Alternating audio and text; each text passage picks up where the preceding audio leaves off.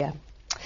An army widow has called on the new coalition government to review armed forces equipment to avoid further deaths.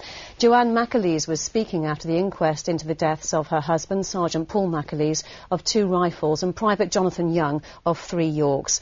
They were killed by a roadside bomb trying to recover the body of a comrade in Afghanistan. Martin Lowe reports from Wiltshire Coroner's Court. The first explosion killed Private Jonathan Young of 3 Yorks. He was just 18. Major Rupert Follett told the inquest as the dust cleared they could see further suspicious objects in the ground. It was Sangin on Afghan election day, August the 20th last year, and there was heavy fighting. They wanted to get to Private Young but were told it would be at least an hour and a half before a bomb disposal team could reach them. A soldier with a metal detector went forward. Sergeant Paul McAleese of 2 rifles went with him. There was a second explosion. The soldier with the metal detector was blinded. Sergeant McAleese was killed.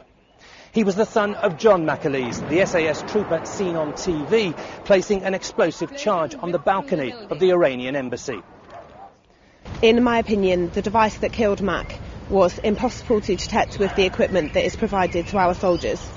Many more soldiers have died since Mac's death in a very similar way. How can this be allowed to continue? Private Young was only 18 when he was killed. He arguably had one of the toughest jobs in Afghanistan, responsible for clearing a safe route so that his soldiers and his colleagues could follow behind him. We feel their death daily, we mourn their passing, and they will always be remembered. Next to the explosion was Colour Sergeant Paul Colville. He was asked after the first blast, did anybody say stop, look, assess? He replied, we'd taken 27 casualties in 27 days, and we didn't want to take another one. If there was one chance of saving Private Young, we were going to take it.